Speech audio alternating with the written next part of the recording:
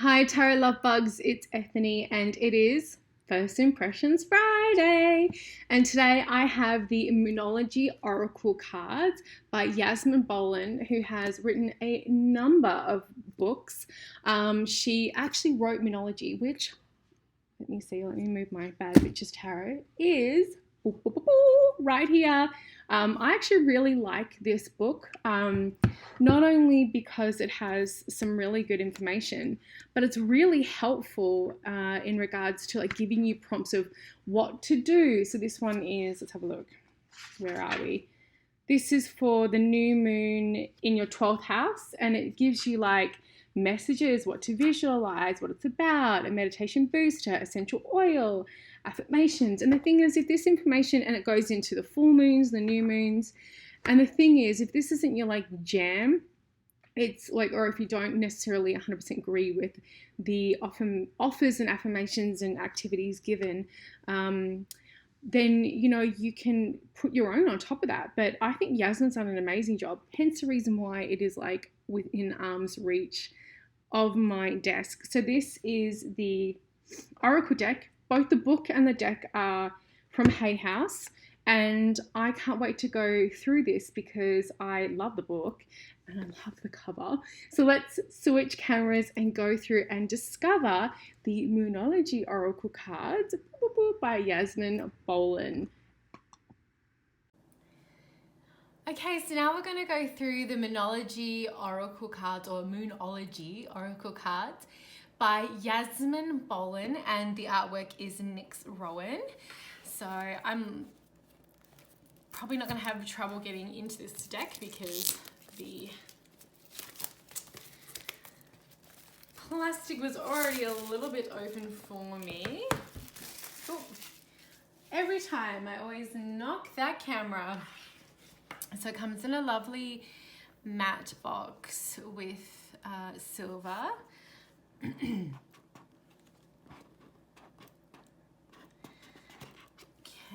let the moon be your guide. That's a beautiful inside. So Hay House have always done a really good job of boxes. I feel like they were one of the first publishers to have these sturdy cardboard box as a standard. A lot of other, like if you got older decks from other publishers, they weren't as sturdy. Okay, so it comes with a little tearaway. And we have the guidebook. And we're going to go through that one after when we pick a card. So this is the back. So the size is a standard oracle card for Hay House. That's dust, it's not a marking. And it has a nice matte finish, so it's not too glary. And that's a 330 GSM, and it's not gilded, as Hay House have stopped gilding their decks. Okay, so let's go through the cards. So we have new moon, a new start is coming.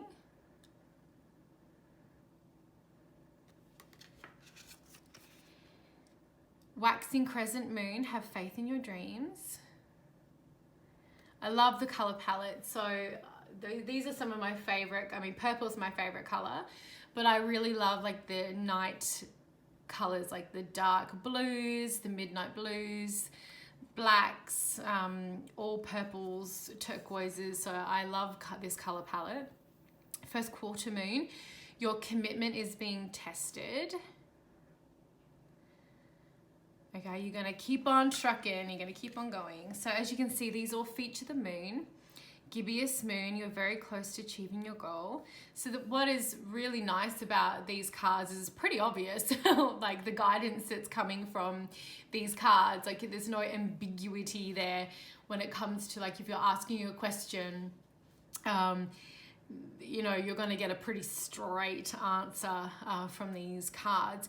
And you could use them to set intentions for the time of the moon, if you're doing spell work as well or ritual work, and also as an oracle deck as well. So I'm going to see what the uses for the deck are in the guidebook, but I would imagine that that is touched upon with Yasmin because she is a magical practitioner. Surrender to the divine, the full moon. So if you like the moon, you like images of the moon, which is very on trend at the moment anyway, you will enjoy this deck. And disseminating moon, take time to breathe out. Third quarter moon, adjustments are required.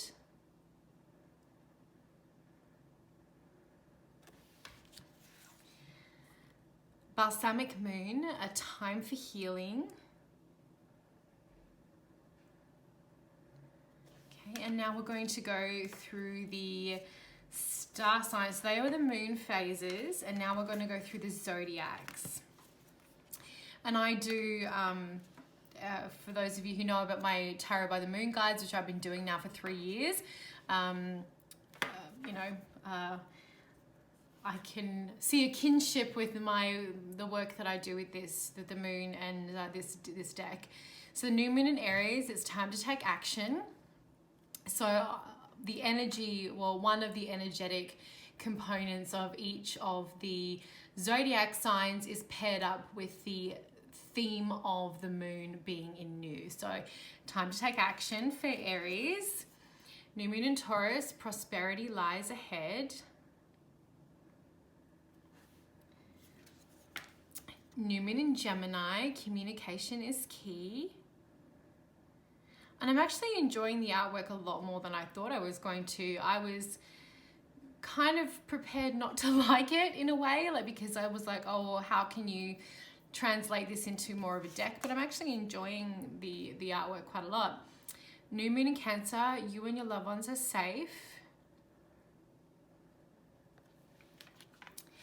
New moon in Leo, confidence is your key to success. It's a pretty line. New moon in Virgo, a time to give rather than take.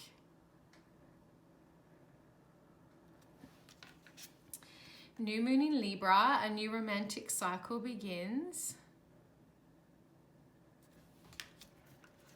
New moon in Scorpio, work through your fears. New moon in Sagittarius, luck is on your side. New moon in Capricorn, your hard work is paying off. New moon in Aquarius, bring love into the situation. New moon in Pisces, meditate and contemplate. Now we have the full moon in each. So full moon in Aries, a fiery climax approaches. It's interesting, one of the things that I was expecting in here is the actual constellation of each one.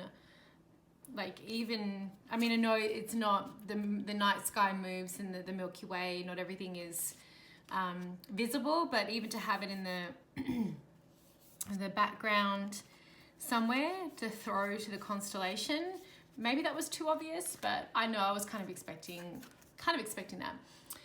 Full moon in Taurus, your dreams need a practical plan. And we now have a double up of art too. So that's another thing that I feel is a little bit disappointing, is the same images are being used for the full moon and the new moon. And I get that that's easy, but you could have also had the person, the artist, do a different representation. I mean, this is two very feminine figures. It could have been two androgynous figures or two masculine figures. You know, it could have had different hairstyles. and maybe again because I have been doing my own moon guides for years, and every one of the images that I do for mine, the new and the full, in every sign is different. So I could be, you know, I was just trying to show how that's the same. Maybe I'm projecting a little bit, but still, this is not a small budget deck either. Like, Hay House has money, so that's a little disappointing. Full moon in Cancer, a personal issue reaches resolution. Full moon in Leo, don't let pride get in your way. Full moon in Virgo, you are good enough. Especially considering, okay, I'm harping on a little bit, but especially considering how simple the design of the cards are. Like, I get that it's a moon deck, but it's a simple design. It's a moon with a figure on it, and there's different colors. So yeah, I was expecting more. Full moon in Libra, a win-win outcome is forecast. Full moon in Scorpio, it's time to release negativity. But again, that's why it's good to have these videos out so people can see what they could be possibly purchasing, and also to have different opinions. Full moon in Sagittarius, look at the bigger picture. Full moon in Capricorn, the end of a tough cycle approaches. Full moon in Aquarius, show the world the real you. And full moon in Pisces, balance spirituality and practicality. Okay, and now we have different lunar events. So we have the new moon eclipse, expect powerful change. Full moon eclipse, conclusions are within reach. That's a really pretty image. Like, I like these ones that are different, you know. Waxing moon, the energy is gaining momentum. And again, this is I've been practicing for a long time, the craft and readings and creating my own decks and stuff. And, you know, waning moon, what do you need to release? And waxing moon, the energy is gaining momentum, is very nice basic moon law.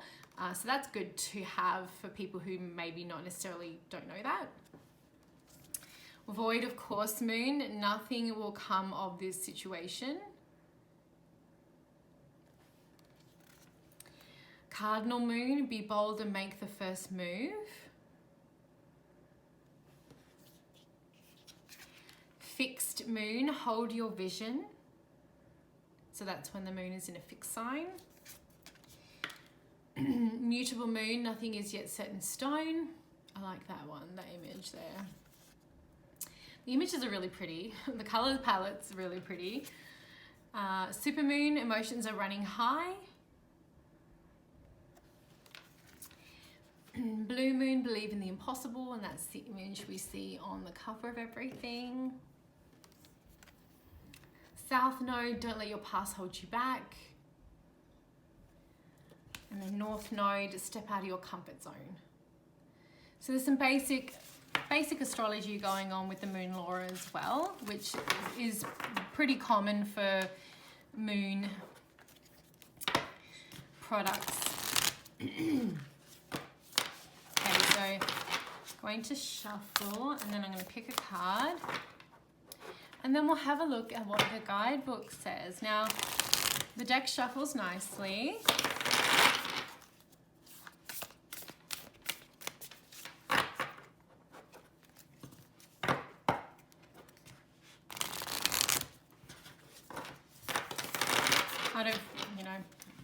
You've probably seen enough of my videos here, YouTube land, to know that I don't have too many issues shuffling. Now, the only thing is with this finish, it can be a little hard to kind of fan the cards, but I tend to cut and deal. So we have the South Node. So let's have a look at what is in the guidebook. Now, it is quite chunky monkey. So I'm just having a quick look and had the additional meanings for the card. I do like that there is some points there, so let's have a look. So we've got introduction, what the cards are for, blessing the cards, the wisdom of the moon, the phases of the moon, working with the cards. So how the deck is structured, interpreting the cards, the elements, working with card spreads, the moon phase cards, new moon, full moon, special cards, and then about the artist and the author.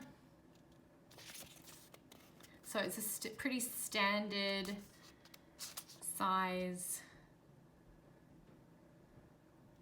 So what the cards are for, creating your life, planning your life, predicting your life, and a little card blessing, and then a wisdom of the moon,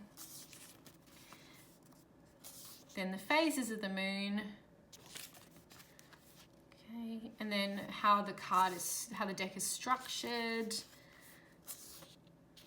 and then the attuned to the moon, affirmations and guidance to help you manifest, complete, release, or remove whatever you need to make positive changes in your life. So there's quite a bit of introduction. So then we have Celtic Cross. I do not do Celtic Cross with oracle cards, and I would certainly not do it with this deck. That is a lot of this deck to have in one, because you got a lot of energies in there too, like new moon in this, full moon in that, super moon, like this would be a good timing deck. If you were going to use this, I would use it like for magic or for timing. You know, I don't know how many students I get are like, I don't know how to do timing. Well, I talk about timing in a lot of my courses, but having a deck that could tell you very clear timing like this instead of using it as an actual deck to read with.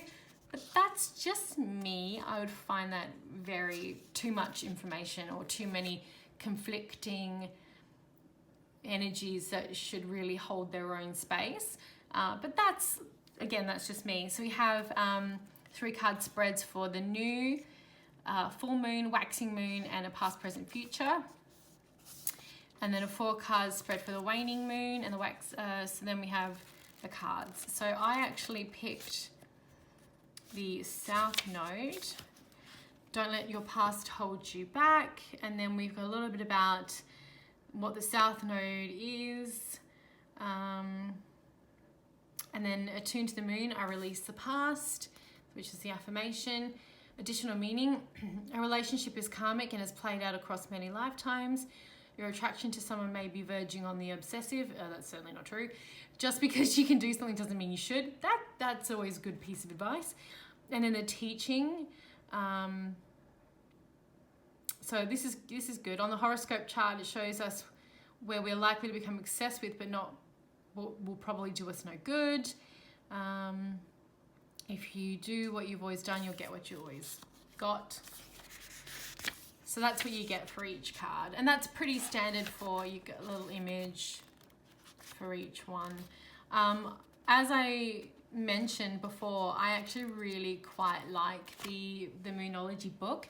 And I wonder how much of sort of like the additional meanings, if I went and looked up the new moon in Gemini, of course there's going to be a lot about communication, but I wonder if this stuff is kind of taken from there. I'm actually going to look because I'm quite a curious bunny. Not right now because I'm recording. But the positives for this deck, I mean, the production value is very good. Hay House is pretty good like that. You know what you're getting with a Hay House deck. I like the finish. I enjoy the Moonology book.